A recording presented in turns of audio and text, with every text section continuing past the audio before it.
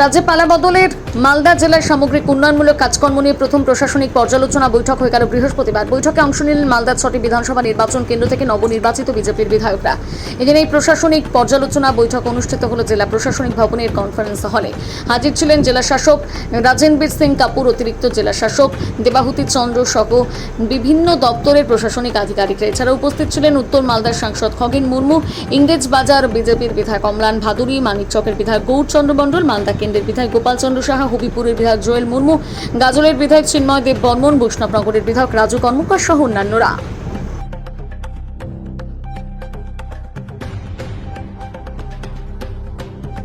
আমরা ইলেকশনে জেতার পর প্রথমবার ডিএম সাহেব সমস্ত লাইন ডিপার্টমেন্টকে নিয়ে আজকে মিটিং ডেকেছিলেন। সবার সঙ্গে পরিচয় হলো।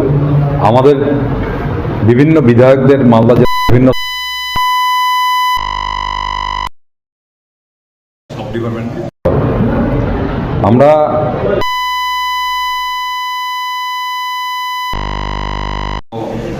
বিভিন্ন যে সমস্যাগুলো আছে, মহানন্দা নদী, পরিবেশ, বিভিন্ন অঞ্চলের ট্যুরিজম, বিভিন্ন অঞ্চলের রাস্তাঘাট, বিধায়করা সমস্তটাই আর্সেনিক জল, পিএইচির জল, সমস্ত বিষয় নিয়ে একটা বলা হলো এবং সেগুলো একটা ইন্ডিকেট পরিকল্পনা যাতে করে সেইটার জন্য বলা হলো এবং সেইটা নিয়ে আলোচনা হলো।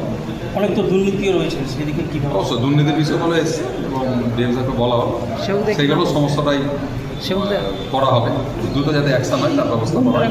সেইটা বিরোধী বিধায়করা কেউ ছিল? আছে না, বিরোধী বিধায়কটা কেউ ছিল না। প্রতি বছর মহানন্দায় একটা বন্যার সময় দেখা যায় যে জল বেড়ে যায়, ক্ষতিগ্রস্ত হয় সংরক্ষিত অসংরক্ষিত এলাকাগুলো। এবার সেই নিয়ে কোনো আলোচনা হয়েছে? সেই নিয়েও আলোচনা হলো, কিন্তু দুর্ভাগ্যক্রমে আমাদের বর্ষাটা খুব সামনে চলে এসেছে। স্বাভাবিকভাবে কিছু কাজ ইমিডিয়েটলি করতেই হবে এবং আমাদের যেটা চিরকালই বক্তব্য ছিল ভারতীয় জনতা পার্টির, যে আমরা সবসময় চাইছিলাম যে বর্ষার সময় যাতে কাজ না করে শুকা মরশুমে কাজ হয়, সেটাই করা হবে। কিন্তু এখন ইমিডিয়েট যেহেতু বর্ষা চলে এসছে, উপায় নাই। কিছু কিছু জায়গায় যেমন বৈষ্ণবনগর আছে, মানিকচক আছে, কিছু কিছু জায়গায় কাজগুলো করতে হবে, সেগুলো স্বাভাবিক ইমার্জেন্সি ভিত্তিতে করতে হবে। ইংলিশ বাজার নিয়ে কী প্রস্তাব দিলেন? ইংলিশ বাজারের অনেক সমস্যা, আমাদের যাত্রা ভিড় ভরে যাচ্ছে।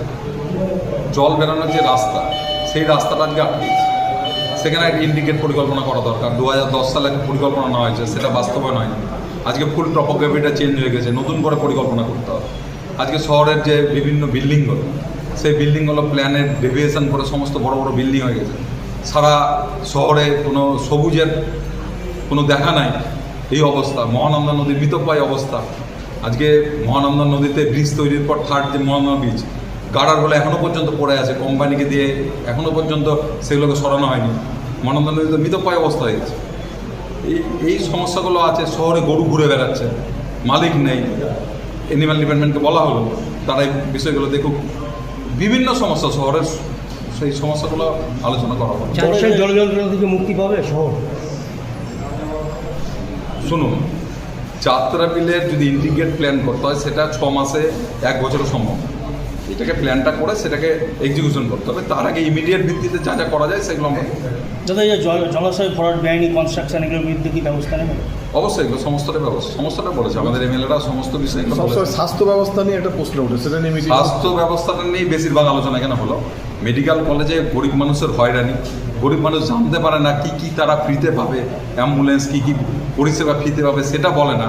এখানে কোনো পিআর অফিসার নাই যারা গরিব মানুষের সঙ্গে দেখা করে তাদেরকে বুঝিয়ে দিবে। একটা দালাল চক্র চলছে যেটাতে টাকা লাগে না। সরকার যেখানে ভর্তুকি দেয় সেখানেও টাকা নিয়ে মানুষকে বিভ্রান্ত হতে হয়। এই দালাল চক্র বন্ধ করার একটা ব্যবস্থা করতেই হবে ইমিডিয়েট। পৌরসভা এলাকায় এবং মালদা মেডিকেল কলেজ হসপিটালটা একটা হসপিটালে পরিণত হচ্ছে, মনে হয় জেলা হসপিটাল। মেডিকেল কলেজ হসপিটাল, এটাই তো বোঝা যাচ্ছে। চিকিৎসক চলে আসে, অনেক সময় ওপিডিতে গিয়ে দেখা যাচ্ছে যে একজন সিনিয়র চিকিৎসক বসার কথা, সেখানে একটা জুনিয়র ডাক্তারকে দিয়ে কাজ চালানো হচ্ছে। সমস্ত বিষয়গুলো আজকে বলা হবে এবং এগুলোকে খুব দ্রুত যাতে অ্যাকশন না হয় তার জন্য আমরা বলি। পৌরসভা এলাকায় পুরো রাস্তা ফুটপাত দখল, পথচারীরা হাঁটতে পারছে না ফুটপাতে, এই বিষয়ে কি আলোচনা? শুনুন, এখানে শহরে টোটোর একটা বড় সমস্যা আছে, কিন্তু টোটো যারা চালাচ্ছে তাদেরকে তো কর্মসংস্থান সরকার দিতে পারে, তাদের দিকটা আমাদের দেখতে হবে। আমরা টোটো চালকদের কোনো বিরোধী না, কিন্তু এইটাকে কীভাবে পরিকল্পনা মাফিক শহরের মধ্যে চালানো যায় তার ব্যবস্থা আরটিএ ডিপার্টমেন্ট পৌরসভায় করতে হবে এবং তাতে যানজট অনেকটা মুক্ত হয়ে যাবে। এবং কিছু জায়গায় অবৈধভাবে মানুষ যেগুলো বসে আছে, যেখানে পৌরসভা ট্যাক্স নিচ্ছে কিন্তু তাদের কোনো ব্যবস্থাও করে না, সেই ব্যবস্থাগুলো দেখতে হবে। এগুলো সমস্ত একটু সময় নিয়ে ধীরে ধীরে সময় দিয়ে, আমরা কেবলমাত্র জিতে এসেছি, আমাদেরকে মানুষকে বলবো আমাদের একটু সময় দিতে। আমরা নিশ্চিতভাবে মানুষের যে যে অসুবিধাগুলো হচ্ছে সেগুলো দেখে সলভ করার চেষ্টা করব।